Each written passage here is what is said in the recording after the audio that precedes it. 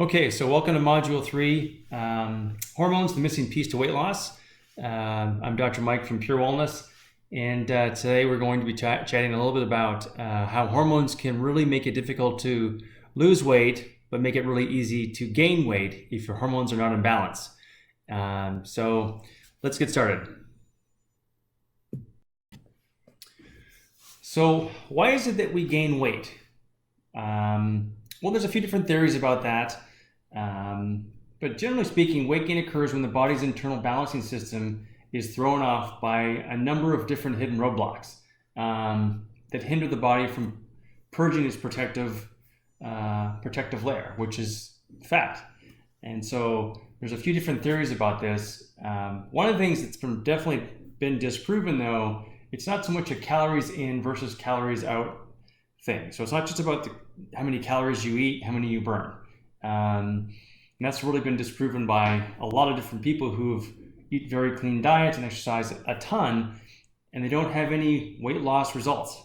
So we're going to explore why that is and see if we can help get people through those plateaus that they experience when they're trying to lose weight, because it has a lot to do with our hormonal symphony. So here's some common causes of weight loss resistance. And I've just come up with 9 roadblocks. These include liver toxicity. So your liver doesn't purge estrogen properly, and you don't have the right nutrients to help the liver detoxify certain hormones. The thyroid and how if it's not working properly can mess with your metabolism. Estrogen and dominance. If estrogen and progesterone ratios are off, that's also going to mess up your ability to lose weight. Food allergies. Food allergies cause your gut to not work properly, and so you're going to start to retain nutrients. There's also a hidden yeast issue, so candida can also affect your ability to lose weight. The sleep and stress connection, how both of those things individually as well as together can make it nearly impossible to lose fat. Insulin resistance as well is going to not allow you to have a proper metabolic rate. Insufficient adiponectin, we'll talk about this. This is a particular type of hormone that is required for your body to burn fat. And then the big one is it's what's called dysbiosis of the gut. So it just means that the good bacteria and the bad bacteria in your gut are out of balance, and it causes a whole host of things to go wrong inside your intestine. But it's really difficult to lose weight when you're in dysbiosis. All right, so here are some common hormone connections to weight gain. So hormones are key players in regulating weight, metabolism, blood sugar, insulin, and when and where the body stores fat. As we age, shifting hormones trigger numerous symptoms of imbalance, including unexplained weight gain. Common hormone-related causes of weight gain often involve the following scenarios. A big one is estrogen and progesterone imbalances, which results in weight gain in the hips, thigh, water retention, and sluggish metabolism. Low testosterone or DHEA mainly for men, which leads to a decrease in lean muscle and increased body fat, decreased metabolic rate, and abdominal obesity. And that's why men typically put a lot of the weight on right in our guts. High cortisol, resulting in insomnia, anxiety, sugar cravings, feeling tired but wired, and increased belly fat. That can also eventually create low cortisol as your adrenals start to burn out, causing chronic fatigue, low energy, food and sugar cravings, poor exercise tolerance or recovery, and low immune reserves. Low cortisol is much harder to fix than high cholesterol. Vitamin D deficiencies associated with hyperinsulinemia and increased belly fat. So your insulin levels go up and increases your belly fat. High TSH leads to hypothyroidism, which lowers the metabolic rate and increases obesity. High insulin, indicating insulin resistance, metabolic syndrome, and abdominal obesity, as well as high HbA1c, which is a predictor of type 2 diabetes. We're going to talk about all of these in the next few minutes. So the first one I'll talk about is liver toxicity. So the liver is sometimes called the great chemical factory because the liver neutralizes harmful toxins and wastes It stores glycogen, which is a blood sugar regulator, amino acids, proteins, and fats. Now, environmental toxins and overprocessed foods, which are infused with many unnatural chemicals, leave the liver at greater risk for contamination. This is why processed foods are so hard on our bodies. If the liver is not functioning well, a hazardous buildup of toxins may occur. All right, so this is your liver detox pathways. There's two main pathways here. There's phase 1 and phase 2. Phase 1 is for your fat-soluble toxins. Phase 2 is your water-soluble waste. Here's a list of the nutrients needed to complete each of those tasks. And if you're deficient in any of these vitamins, over time, your liver does not detoxify properly. And then the hormones can accumulate, and you're not getting rid of those hormones, and it can affect all the different ratios between how all of the hormones interact with each other.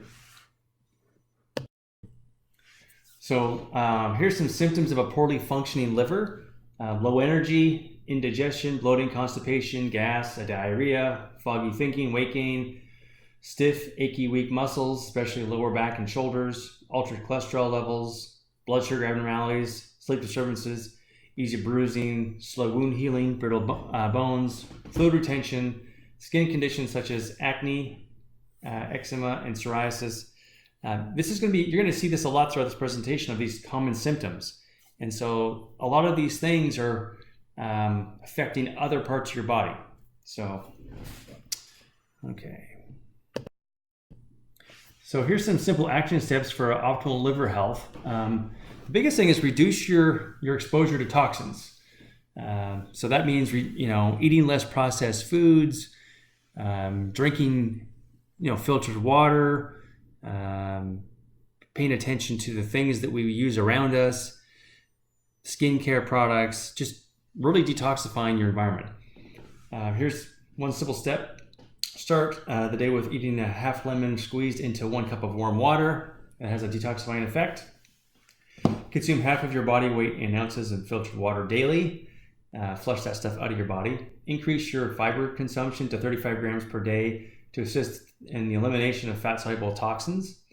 Choose high fiber foods such as ground flax seeds, psyllium, apple pectin, rice bran, beet fiber, oat fiber, chia seeds, and sun fiber, which that's just a brand of fiber.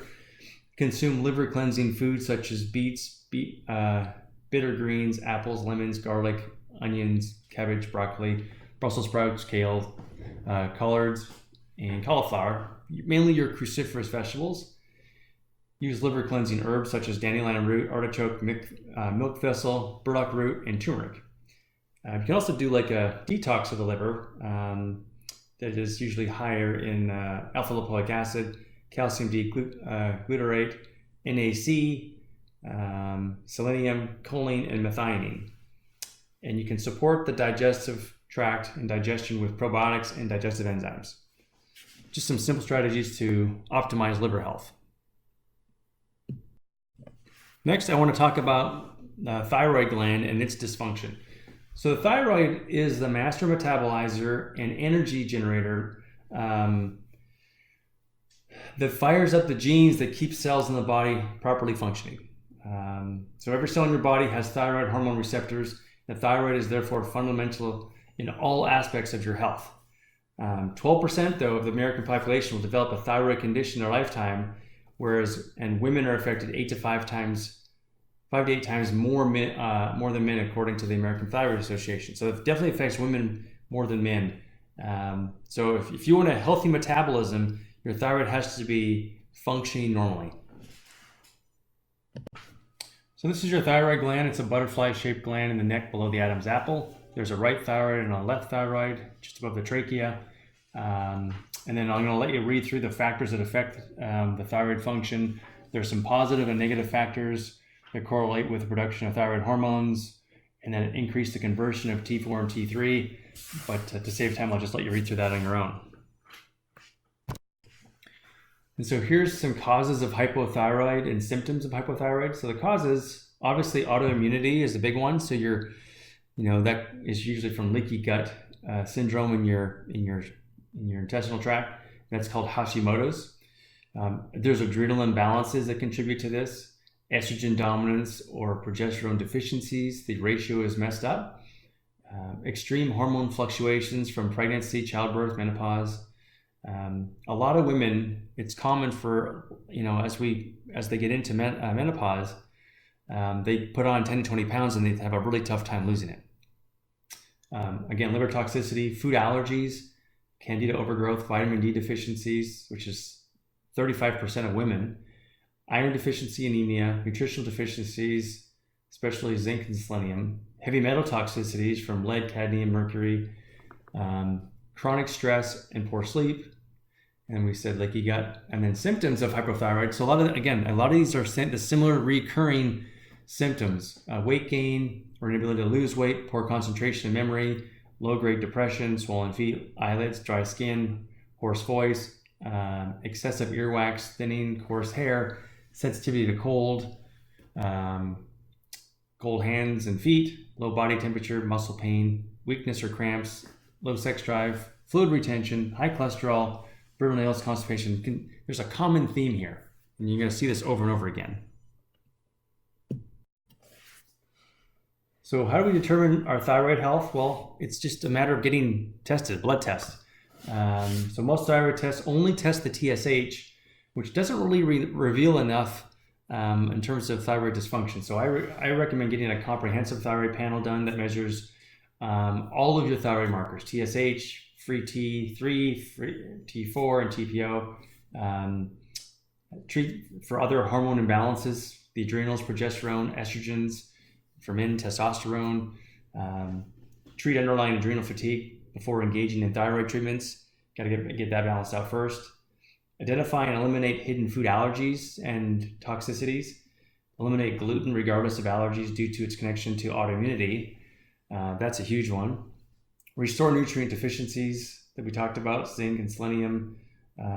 Take nutrients to boost thyroid function, such as tyrosine, iodine, copper, selenium, zinc, vitamin A and D3. And then here's some herbs to help restore thyroid function: kelp, ashwagandha, guggle, blue iris, nettles, and coleus. And then it might be better to, sometimes if you're on medication, that if you have a low thyroid function, you can also ask your doctor if they think it might be more appropriate to do Armour thyroid, which is a natural desiccated thyroid hormone that contains both T3 and T4 in combination. Most of the medications that are given these days only have T4, and it expects your body to be able to convert it to T3. And so sometimes your body is so challenged, it can't make that conversion very well. So if you have a functional thyroid deficiency, despite adequate levels of all thyroid hormones, the tissue responses to these hormones is decreased due to other hormone factors such as adrenal balances. So this is why we have to balance adrenals and cortisol levels first to make your tissues more sensitive to the thyroid hormones. And that's really, really important. So we want to deal with the adrenal gland first. So estrogen dominance, this condition occurs when estrogen levels are not adequately balanced with progesterone. So estrogen and progesterone work synergistically with each other to achieve and maintain a hormonal balance in the body. So the main cause of many of hormone issues is not the absolute deficiency of estrogen or progesterone, but rather when estrogen dominates the hormone pathways over progesterone. Estrogen dominance reduces the sensitivity of thyroid receptors, which can cause a functional thyroid deficiency. Between the ages of 35 and 50, there's a 75% reduction in progesterone and only a 35% reduction in estrogen. So 50% of women over the age of 35 become estrogen dominant. And that becomes a huge problem, and we put on weight. So here's some different things about estrogen dominance. So causes, infrequent ovulation, exposure to xenoestrogens. Xenoestrogens are things in our environment that mimic estrogen. Biggest thing is plastics. So plastics like drinking water from plastic bottles, having too much plastic in our environment, in our exposure, that exposes us to a lot of xenoestrogens. Hormone replacement therapy and birth control pills, ovarian cysts, stress, obesity, liver toxicity, B6 and magnesium deficiencies, gut dysbiosis, obesity, it's on there twice, and progesterone deficiency. So all these things are causes of this estrogen dominance. Common symptoms are PMS, depression, anxiety, hot flashes, cycle changes, infertility, osteoporosis, disturbed sleep, night sweats, thyroid dysfunction, weight gain, migraines, dry skin, fluid retention, decreased libido, fibromyalgia symptoms, and it can also cause breast cancer. So how do we balance estrogen dominance? Get tested. There's saliva testing for estrogen and progesterone ratios, as well as blood testing. We want to reduce our exposure to xenoestrogens from body care products, household cleaners, plastic water bottles, etc. Detoxify the liver. Consume cruciferous vegetables. Increase your fiber intake. Go organic to limit your exposures to toxins. Take estrogen detoxifiers. Here's a list of different nutrients there. Take progesterone promoting herbs, chasteberry, wild yam, passion flower, Pinoy root. Replace progesterone deficiency with bioidentical progesterone. Synthetic progesterone has been shown to be toxic and has health issues. So I always recommend try to use bioidentical hormones, in particular progesterone. Next, I want to talk about food allergies and weight gain. There's different types of allergies. There's delayed onset allergies, which immunoglobulin G and A reactions occur between 30 minutes and up to 3 days after exposure, often result in more chronic conditions. There's also immediate onset immune reactions, which are IgG. These are your typical anaphylaxis. They occur within 30 minutes and are often life-threatening. We can try an elimination diet to help reveal which food allergy you have. You can also do like a serum blood test or skin prick test to figure out what you are allergic to. But it's important that we find out what food allergies you have so you can avoid which ones you have immune reactions to.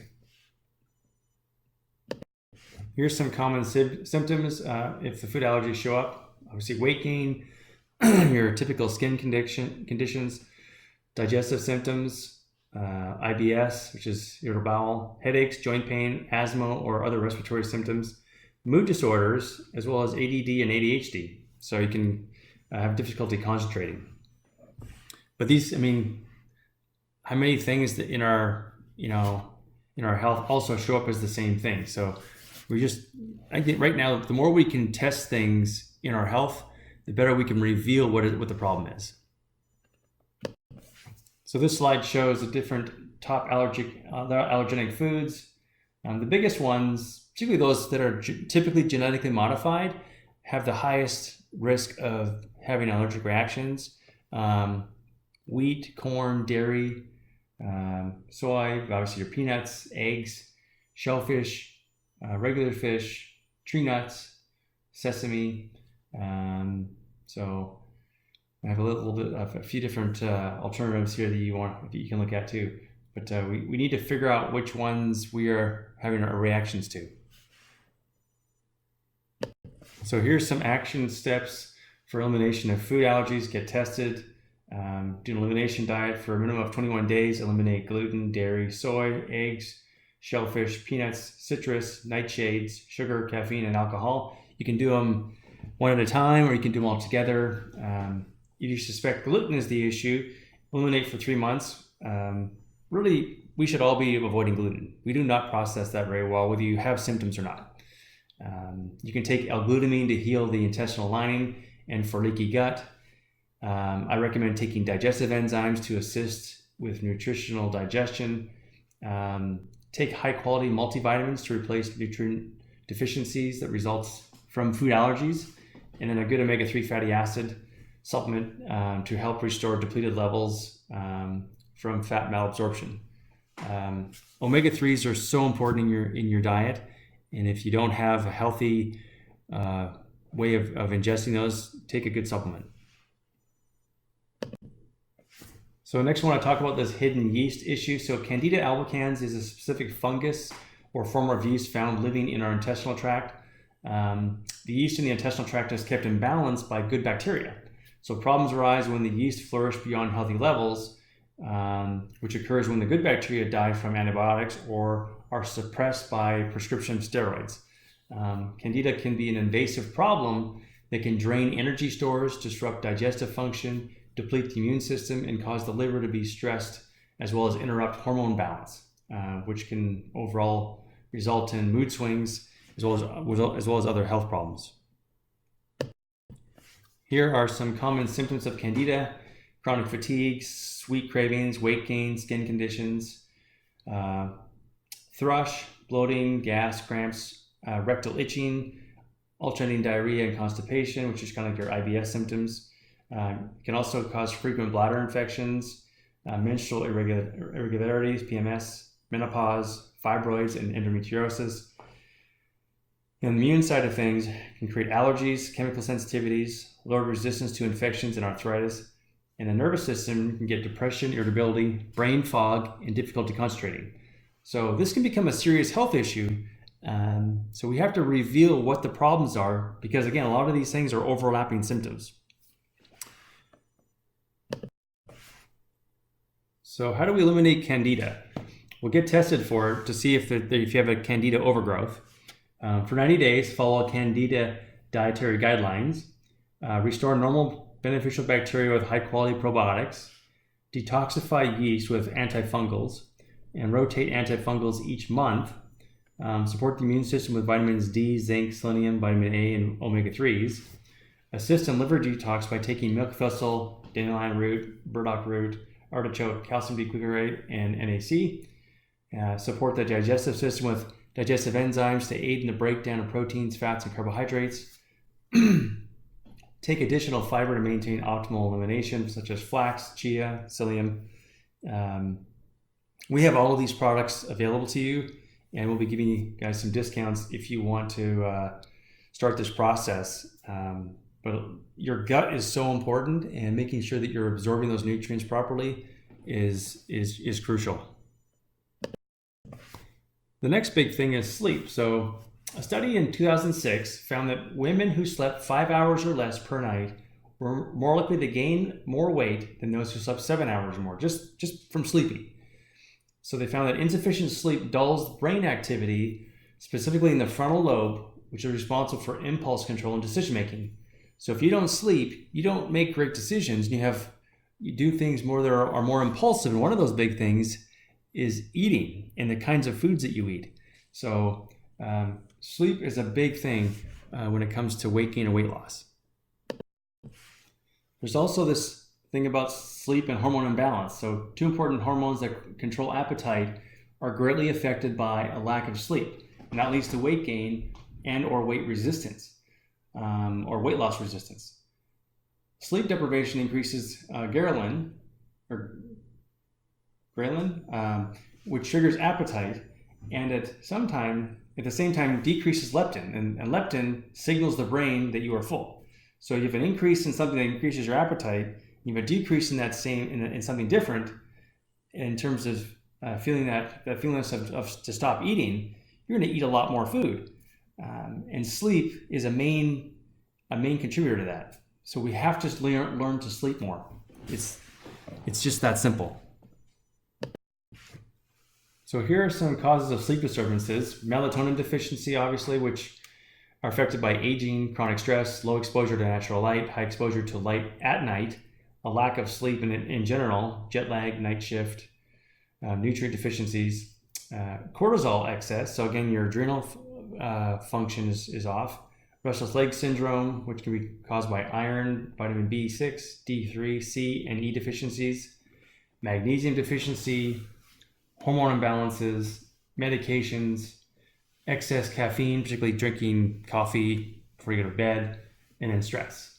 So all these things contribute to our inability to sleep properly and long enough. So here are several action steps to restoring sleep.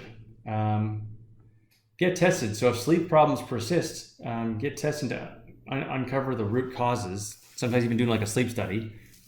Establish a relaxing bedtime routine, avoid caffeine and alcohol, avoid naps, create an optimal sleep environment.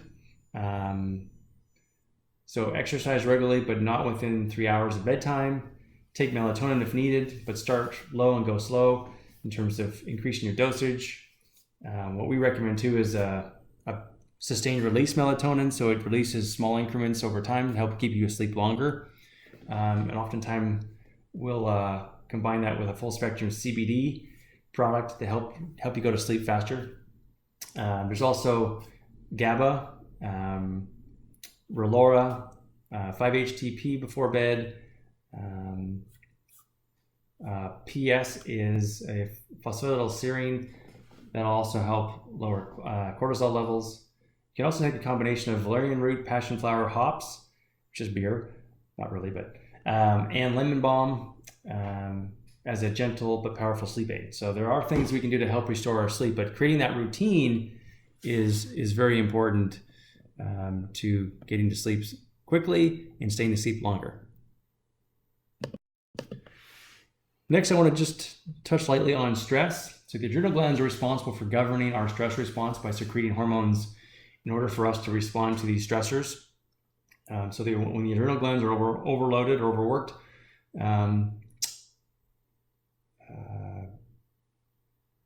fat and calories are stored, whereas energy is conserved and weight accumulates as our bodies prepare for adversity. So we're storing those nutrients. It's now well documented that the abdominal fat cells have more receptors for cortisol than other cells in the body. And so we have a higher propensity to want to store fat in the presence of cortisol. So we need to get our cortisol levels figured out quickly. So here are the different mechanisms of adrenal function under chronic stress. Stage 1 is more that alarm stage where we get bursts of cortisol and adrenaline released in response to that stressor. That results in that traditional fight or flight response that we talked about in module 1. Stage 2 is if that stress persists, it's called resistance stage. So the body uses high cortisol levels to free up stored energy that helps the body to physically resist that stressor. So it's now known that a prolonged resistance stage may increase the risk of developing stress-related diseases. So we need to get out of that stress more in the alarm stage and not let it get to stage 2 or stage 3. Because stage 3 is the exhaustion stage of the adrenal gland. And so the adrenals are now either depleted from producing too much cortisol or are reacting to the detrimental effects of high cortisol.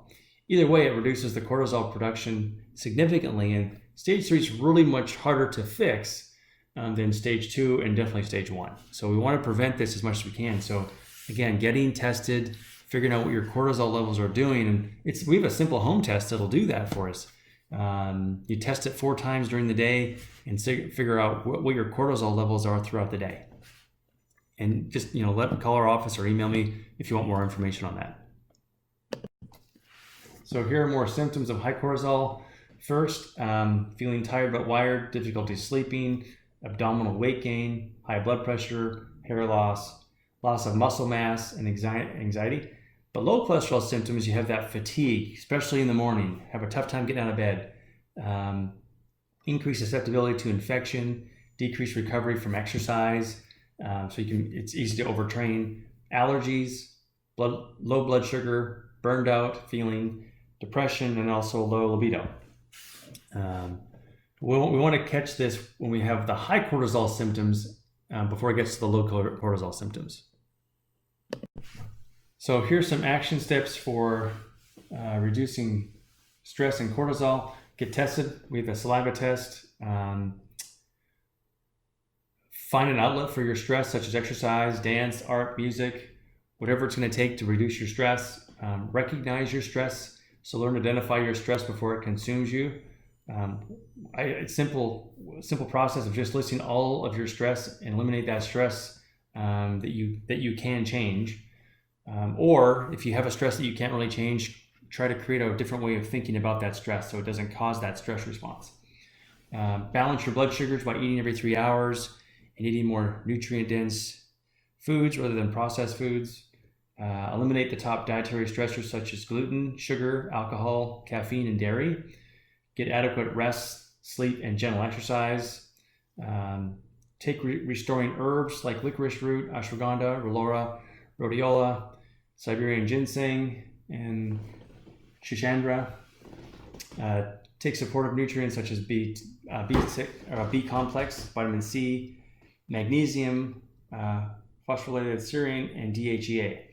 You can also take an adrenal cell extract to help boost adrenal function if it's determined that your adrenals are getting fatigued. Now, I want to spend a little bit of time talking about insulin resistance because that's such a huge thing. This over time can lead to a very serious illness, type 2 diabetes. So insulin, what is insulin? Well, insulin helps us to maintain balanced levels of blood sugar, and it's secreted in varying amounts depending on what we eat. So a higher carbohydrate diet or sugar content in the food, the greater the level of circulating insulin. Glucose, which is sugar, is absorbed by the cells of the body and is utilized for energy. And insulin is the signal, it signals the cells to allow the glucose to enter the cells. So it's much like a lock and key receptor, with insulin working as the key to open up the lock, which allows the sugar into the cells.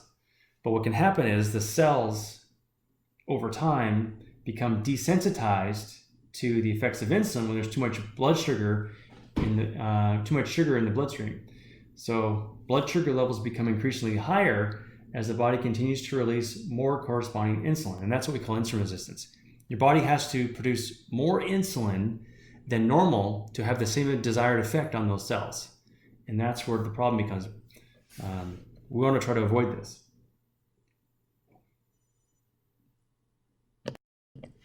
So influencing factors to this, obviously a high carbohydrate diet, which causes the body to secrete more insulin, an apple-shaped body, which means we're retaining all of our nutrients around our waist, elevated triglycerides, elevated cholesterol levels, obesity, high blood pressure, heart disease, family history of type 2 diabetes, and gestational diabetes. All these things can influence our susceptibility to insulin resistance. Also, I want to mention a little bit about insulin resistance and menopause. So at menopause, women experience a dramatic shift in metabolism. And so the fluctuating hormones such as cortisol and adrenal hormones, thyroid, progesterone, estrogen, and testosterone all affect your insulin levels. So it's imperative to optimize the function of insulin before we can balance these other hormones, since they all play a delicate role in the web of how they each function. So insulin is crucial and critical to balance these out. But it is possible. It's just most of it's done with diet and exercise. So it can be that simple. And there's also medications you can take, such as metformin, that also improve your insulin resistance. But diet and exercise are the easiest way to achieve that balance.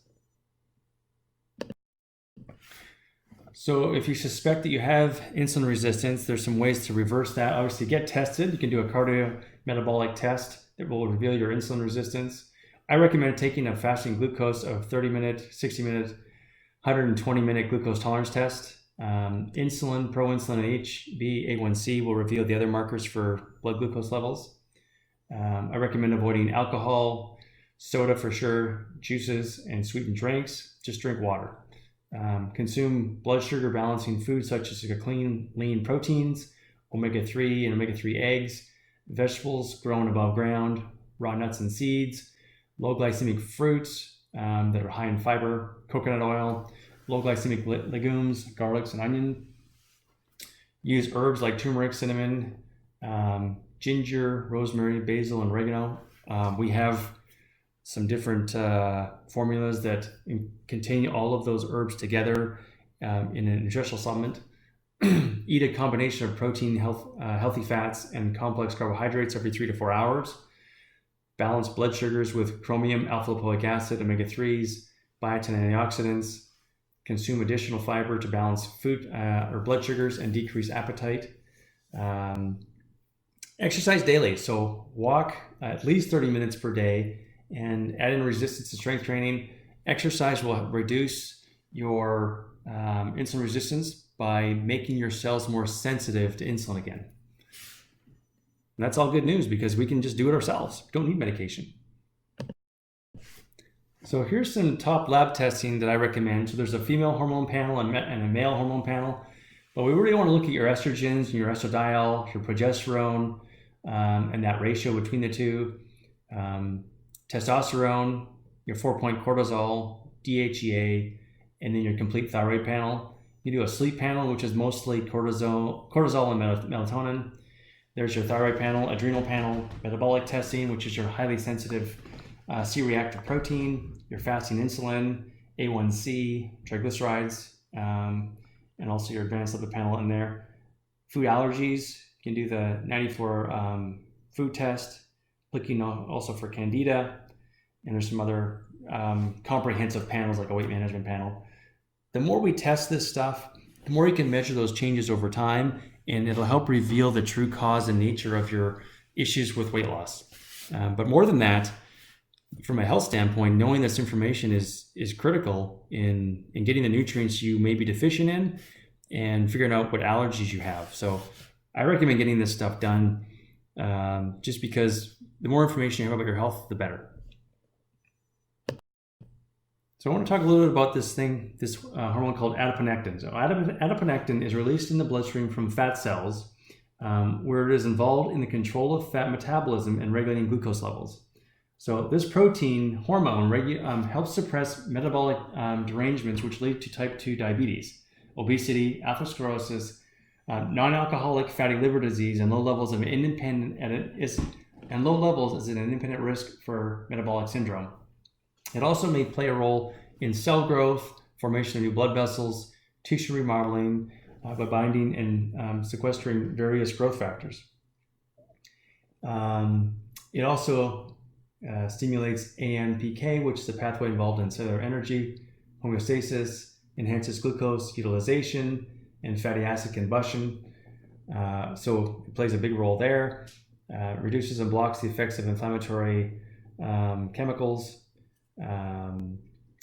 Overall, plays a really, really important role in our body as a messenger to communicate between fat cells and other organs. So it plays a huge role in metabolism, homeostasis. It protects cells from cell death, and it reduces the inflammation of many cell types. So adiponectin is an important thing, and it seems to be in obesity, the levels of adiponectin are dramatically changed and shift. So we need to normalize the levels of adiponectin on a chemical basis, and we can do that through our diet and exercise as well. So we definitely want higher levels of adiponectin, and it's been shown that in obesity or in obese people, the levels of adiponectin generally, if you're adiponectin resistant or you have low levels. So if we have higher levels, it reduces our risk of type 2 diabetes, particularly in menopausal women, improves your metabolism, lowers your risk for breast cancer. It also can lower your risk of non-cell lung cancer and associated with colorectal cancer. So we want to improve those levels. But we don't want things too high, otherwise it can lead to some kidney disease or heart enlargement. So there's a delicate balance there, but we want higher levels than low levels for sure.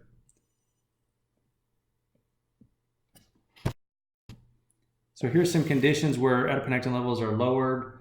Obviously obesity, diabetes, asthma, preterm babies. And so there's some different mechanisms for this. But there's some common themes here. So, and why am I, focusing on all these different types of things? Well, I want to just show everybody that there's multiple layers of weight gain that if we don't fix them all, sometimes the weight just does not come off and we're frustrated or doesn't stay off. So if we do the right test, we figure out all of the nutritional deficiencies, we figure out all of our toxicities, we can really improve our health once and for all rather than be on this yo-yo of weight loss, weight gain. So I really want to try and help you fix this once and for all. And hormones are a big part of that. So here's some ways to adiponectin can increase. Well, simple way is just restricting your calories. DHA, which is found in fish oil, glycine, curcumin, ginseng, and exercise, or just eating a more Mediterranean diet that's rich in olive oil.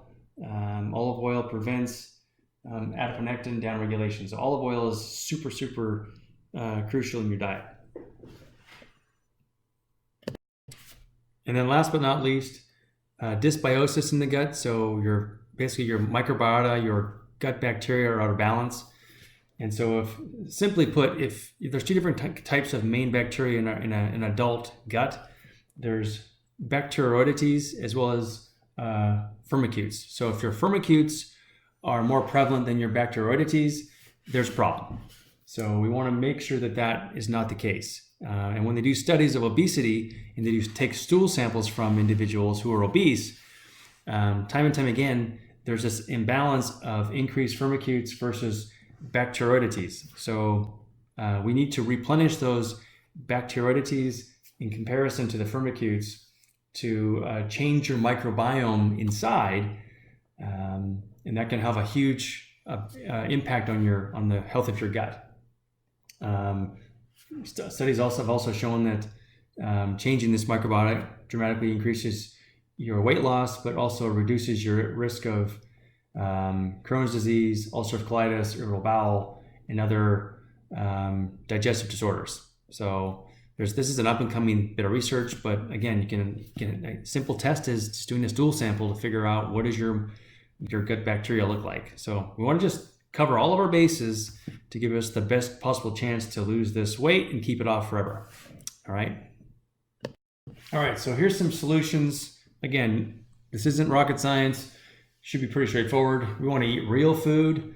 So it leads to less obesity, high polyphenol rich diet, eat plenty of healthy fats, avoid processed sugars and foods, take supplements for optimal nutrition, and we have all the supplements available for you. So if you want pharmaceutical grade supplements that you know are getting absorbed, I really recommend that. Figuring out what your stressors are and managing your stress level is also critical.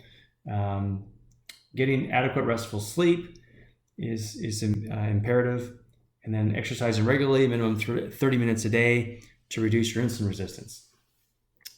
So all of these things move you towards health, and if we don't take action, it's going to move us away from health. So focus on your lifestyle habits as a cure to these different things first, and rather than medicating for the symptoms, which can become a bit of a pain in itself. So again, if you have any questions about this, just email, let me know. And I do have some homework for you on the next slide. So going along with the previous slide, get tested if you can, metabolic panel, advanced lipid panel, 4-point cortisol test, and or melatonin test.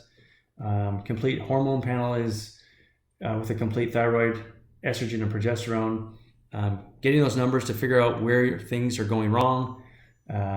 You can get a genetic health assessment done to look at how your genes might be a little bit different than other people's that may have an increased risk of different issues. Monitor your blood pressure and heart rate. Create a sleep routine to get 7 to 8 hours of sleep. Stop eating after 6 p.m. Drink half your body weight in water. And then figure out those the different stressors in your environment. So that way we can start changing the stress on your body. So let's work on that this next week. Email me with any questions. Give me some feedback. I'd love to know, how everybody's doing with this stuff. And then, once this whole process is done, we're going to be adding more and more workshops that are condition focused as well. But this is the kind of the base level of understanding how your body works. So, all right, take care.